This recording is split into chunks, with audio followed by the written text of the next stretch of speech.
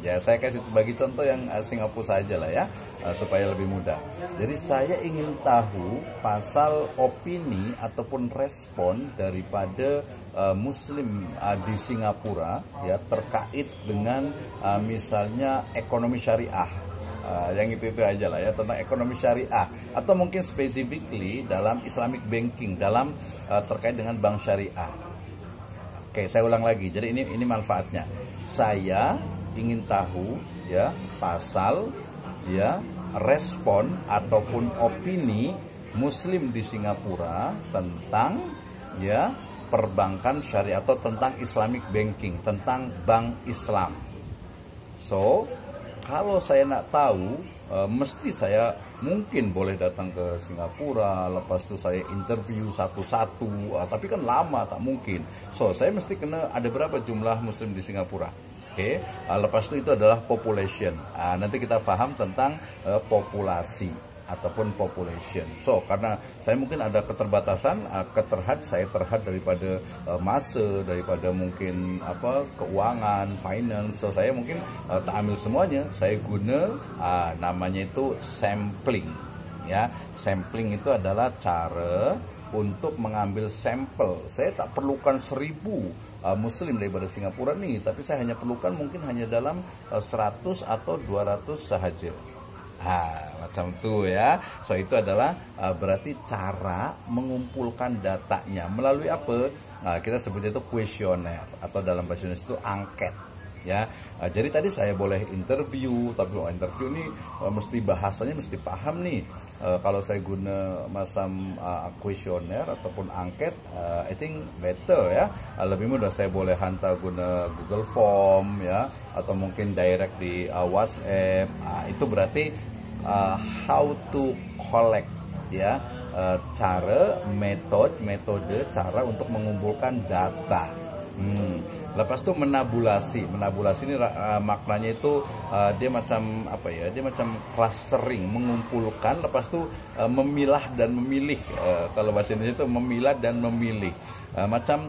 Saya mungkin daripada tadi responden ini ada mungkin Muslim dari utara, dari selatan, dari barat, dari timur. So saya ambil hanya mungkin 20 daripada utara, 20 daripada selatan, 20 dari timur, 20 dari barat. Itu adalah dia menabulasinya. Then lepas itu menganalisis ya. How to analyze, menganalisis. Oh, ini jawaban ternyata mungkin kita boleh tengok nih daripada responden yang memiliki pendidikan degree dan master, mereka memahami bahwasanya bank Islam itu memang berbeza dengan bank yang konvensional atau bank lazim kalau di Malaysia. Tapi kalau yang mungkin dia pendidikannya dia tak masuk degree, dia menganggap sama saja, tak jauh berbeza, samalah bank lazim ya, bank konvensional dan bank syariah itu dia tak jauh berbeza, sama. Gitu ya. Nah, itu cara menganalisis sampai ujungnya nanti adalah menemukan data. Ya, for example, misalnya datanya adalah bahwa religiusitas ataupun keberagamaan daripada Muslim di Singapura ini sangat kuat. Nampak daripada ya data yang ditemukan bahwa mereka sangat bersepakat dengan bank syariah. Itu satu contoh saja. Nanti kalau contohnya itu di Islamic law ya, yang di syariah, ini kita boleh ambil daripada banyak tokoh ataupun juga pendapat ataupun case-case misal macam nih tentang pernikahan. Saya rasa nanti mungkin ada ya yang daripada syariah ataupun hukum keluarga Islamic law ya. Di Islamic law ini macam sebenarnya nih apa yang memengaruhi daripada keharmonian keluarga Muslim di Singapura? Apa nih? Atau mungkin juga penyebab daripada, mohon maaf nih, misalnya tolak ataupun perceraian. Ya, jadi penyebab daripada perceraian yang ada di Singapura ini apa? Saya rasa kemarin ada satu tesis degree ya, pelajar daripada Kim ini yang saya supervisornya, saya rasa sudah selesai tuh tesisnya itu, skripsi kalau bahasa Indonesia ya. Oke, next. Ini panjang nih, nanti kita cakap pasal sejarah daripada statistik nih. Ya, jadi awalnya sebenarnya kalau kita paham pasal epistemologi, ya kita menemukan ada dua paradigm, ya ada dua dalam bahasa Indonesia paradigma, worldview. Jadi ada yang namanya positivistik atau positivisme dengan post-positivisme. Ya, kalau positivisme ataupun positivistik selalunya dia menggunakan kuantitatif, ya selalunya menggunakan numbers sebagai satu kebenaran, ya sementara kalau kualitatif dengan post positivismenya dia menggunakan empirical legal studies macam itu ya. Jadi sesuatu yang empirik, yang nyata, yang ada di satu wilayah, satu culture, satu budaya tertentu. Nah, itu nanti kuantitatif dan kualitatif. Jadi kalau kita tengok di masa lalu macam di Mesopotamia nih, kemudian juga di Irak ya, di Babilonia, kemudian di Mesir, termasuk juga di China nih. Jadi data statistik ini memang dikumpulkan ya, di-collect tuh untuk mengetahui daripada informasi seberapa besar pajak yang harus dibayar oleh setiap penduduk. Ya, kenapa? Karena kan nggak tahu nih, jadi penduduknya berapa, kemudian ini pajaknya berapa nih, ada berapa banyak hasil pertaniannya, ya yang boleh diproduksi, kemudian juga nanti mungkin berapa orang yang mungkin daripada luar mesti bagi pajak. Jadi memang lebih kepada statistik in practice. Ya, jadi statistik yang praktis untuk mengetahui bagaimana jumlahnya. Atau mungkin juga bisa misalnya kalau kita boleh tengok daripada sejarah Islam, kita akan menemukan kan bagaimana zakat itu dibagikan, ya. Kemudian siapa saja yang mesti membayar zakat. Kemudian siapa saja 8 asnaf itu. Ya. Nah, kemudian Aristoteles sendiri di masa Yunani itu ya, di Greek ya, di Greek Civilization dalam bukunya Politeia itu menjelaskan data tentang keadaan daripada 158 negara yang disebut sebagai statistika. Kenapa? Tadi saya ada cakap di awal bahwa statistik ini dia satu akar kata dengan state ataupun negara. Ya, jadi memang dulu tuh hanya untuk menghitung saja, menghitung daripada keperluan-keperluan yang ada dalam wilayah negara ataupun government. Nah, kemudian pada abad pertengahan ini lembaga church ya, gereja ya, menggunakan statistik untuk mencatat jumlah kelahiran, kematian dan juga pernikahan. Nah, mestinya ini ya, dalam Islamic civilization itu pasti dah ada ya. Tadi macam mana kelahiran yang ada di Madinah, yang ada di Mekah, yang ada di Dimas ya, Damaskus, lepas itu yang ada di mungkin di Syria atau mungkin di Misra, di Egypt ya. Itu kan selalu ada datanya dan itu ada tercatat. Nah, baru kenapa? Karena kita ambil daripada istilahnya itu peradaban yang ada di British misalnya di abad ke-17 itu statistik ya, ilmu statistik ini disebut sebagai political arithmetic ya, karena memang tadi kegunaannya itu dalam bidang politik, government ya.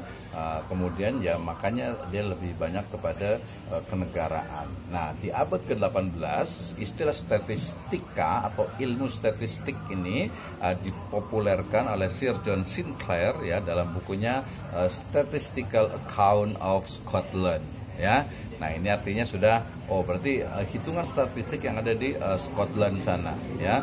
Nah, sebelumnya juga ahli hitung Jerman itu di Gottfried Achenwell juga menyebutkan tentang bagaimana statistik itu digunakan ya, digunakan dalam bukan hanya pemerintahan government tetapi juga dalam laporan-laporan tertentu.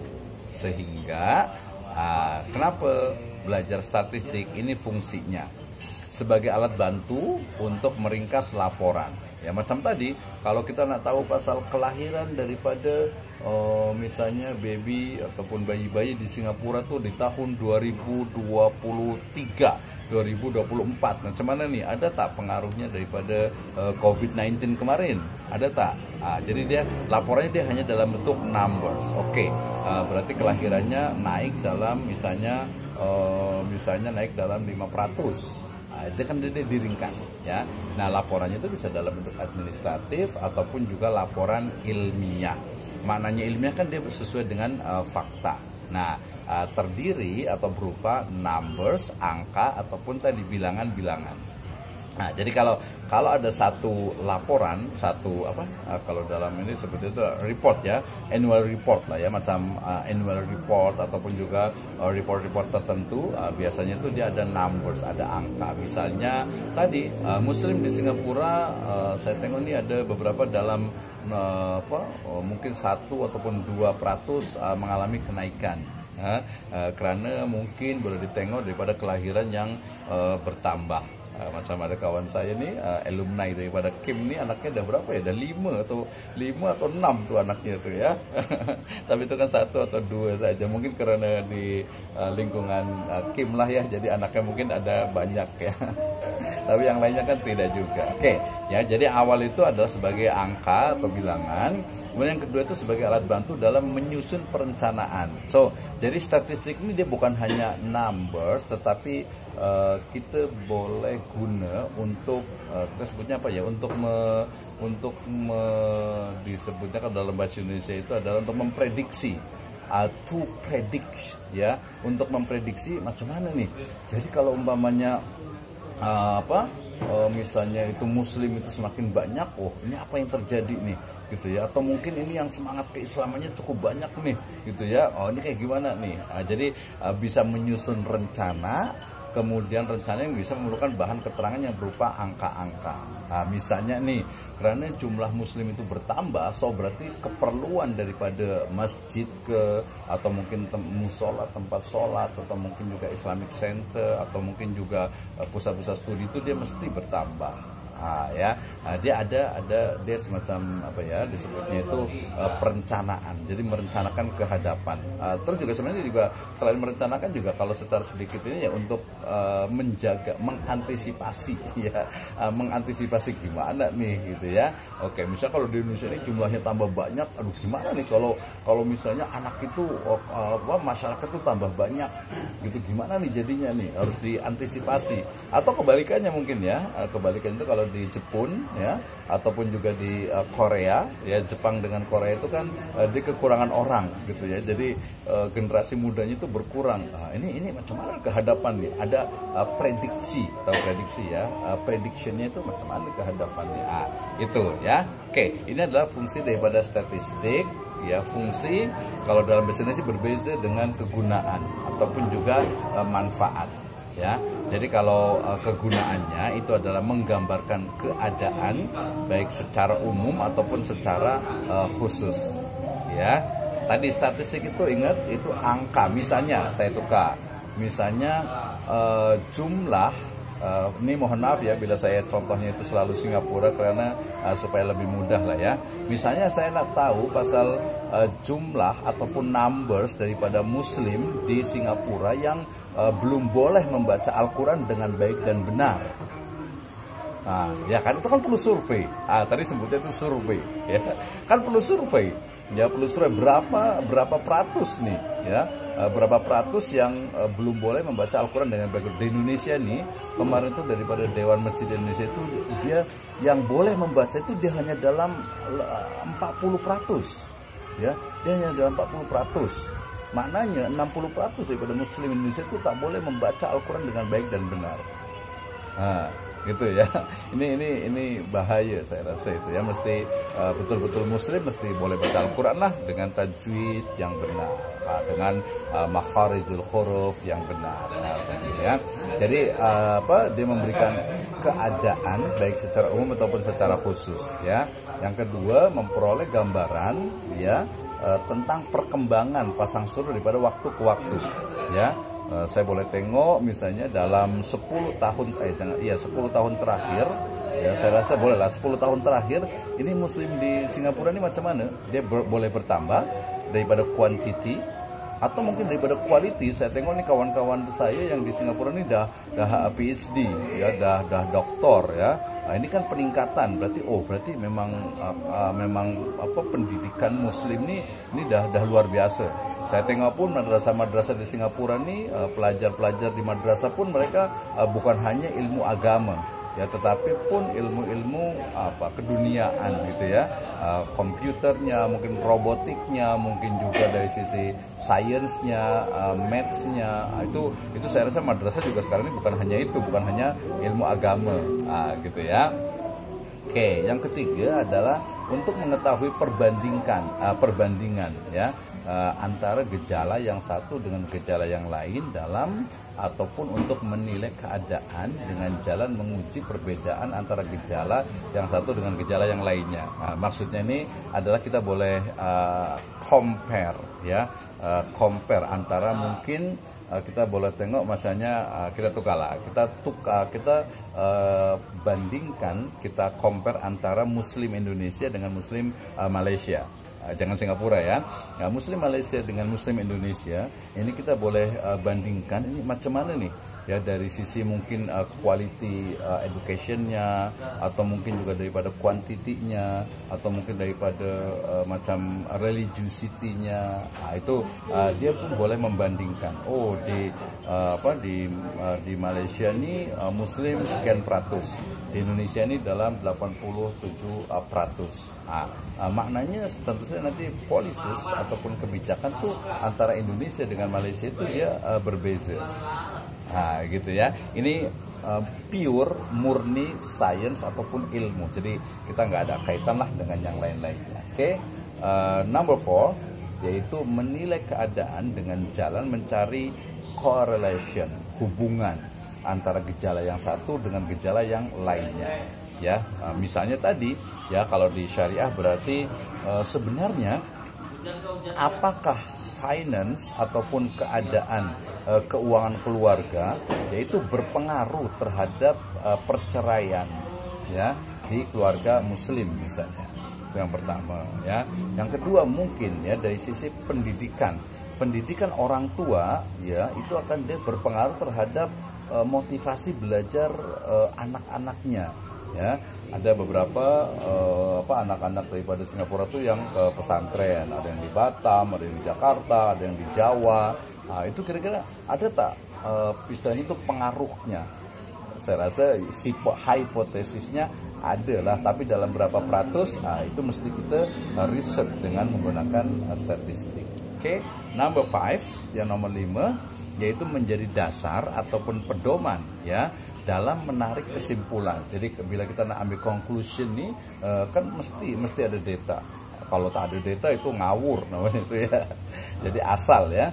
Nah, mengambil keputusan, memperkirakan terjadinya prediction sesuatu yang terjadi dengan keterangan data yang telah berhasil dihimpun dan lain sebagainya. Dan sebagainya banyak ya. Jadi statistik ini memang untuk melihat daripada data, lepas itu juga untuk membandingkan, kemudian juga untuk mengambil keputusan, mengambil kebijakan, kemudian memprediksi.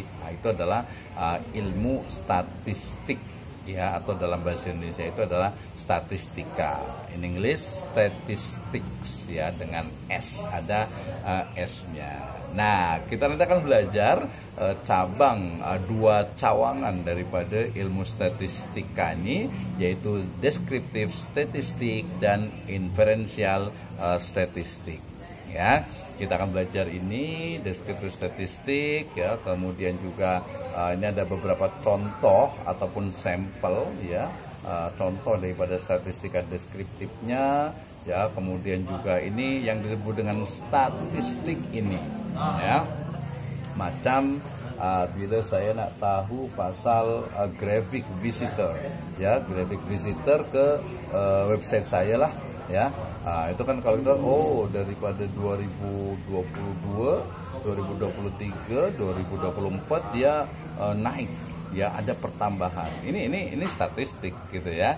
Kemudian mungkin dalam histogram ini kalau pelajar-pelajar daripada pelajar-pelajar yang di KIM nih, kalau kita nak cari tahu nih daripada utara berapa, daripada timur berapa, barat berapa, selatan mana, kemudian mungkin daripada mungkin tadi wilayah, kemudian juga keluarga, family, kemudian juga mungkin level pendidikannya, background keluarganya, ya mungkin mohon maaf mungkin dari sisi etnis misalnya, nah, itu kita boleh ambil daripada kita guna Instagram nih untuk melihat, oh banyak nih ya, daripada mana, paling banyak daripada barat nih ya, Singapura bagian barat nih, mungkin di mana ya, ke sana, ke Woodland sana ke ya, atau mungkin di timur kita boleh. Nah ini juga sama, misal nih saya nggak tahu pasal saya ada kawan di Woodland tuh, dia pelihara pet ya, kucing. Dia pelihara kucing. Nah sebenarnya ada berapa peratus nih muslim yang dia memelihara kucing di rumahnya. Nah, kita boleh tengok ya, kucingnya pun ada siapa ada. Itu nampak dari sini daripada pie chart ya. Ini menggunakan pie chart pun boleh tengok sama nih, dia dalam peratusan, persentasi ya dalam bahasa Indonesia. Oke, ini juga sama menggunakan polygon, kemudian diagram batang ataupun daun, juga menggunakan ojif juga. Ini adalah contoh-contoh daripada statistik. Jadi bukan tidak penting bila kita mengambil Islamic Studies, Syariah, tafsir hadis daripada statistik, kita mesti paham. Bahkan nanti ada satu sesi saya nak bagi challenge untuk para pelajar semuanya untuk boleh tengok daripada kitab suci kita, kitab Al-Quran kita, bagian-bagian mana saja yang dia mengandung ya, yang dia ada di dalamnya itu statistik ya, statistik. Nah, kita boleh tengok tuh. Nanti ada ini, nanti kita akan cakap pasal data statistik pelan-pelan, validity daripada data itu sendiri ya, representatifnya ya, lepas itu juga macam mana kuantitatif data ini perbezaannya dengan kualitatif data. Demikian juga nanti ada kita baca tentang scale ya, measurement ya, ataupun pengukuran, ada nominal, ada ordinal, ada interval, ada rasio ya. Dan kita juga nanti akan belajar tentang mean, modius, median. Yang ini saya rasa kalau dah pernah belajar ya alhamdulillah, tinggal murojaah, tinggal review. Tapi kalau belum, kita belajar sama-sama lah. Saya pun sedang belajar juga nih, karena saya pun background education saya juga di syariah ya, saya di hukum keluarga Islam, lepas itu juga di adalah ekonomi syariah juga ya. Nah ini data-data yang kita boleh pelajari, rata-ratanya, minnya, mediannya, kita contoh-contohnya banyak kita akan belajar sama-sama ya, terkait dengan metode statistik yang bukan hanya teori, karena saya pun inginkan adalah yang sifatnya itu praktis ya. Ada teori ya, pasti kita memerlukan teori ya, tapi praktis kegunaannya itu pun menurut saya sangat-sangat penting ya, sangat penting. Misalnya kita boleh tengoklah, ini kan pelajar ini ada dalam, saya katakan tadi dalam 30 ya. 30 ini dari mana nih, kita boleh tengok daripada, kan tak perlu kan saya tanya satu-satu, ini ustazah ini dari mana, ustazah dari mana, tapi bila tengok ada formnya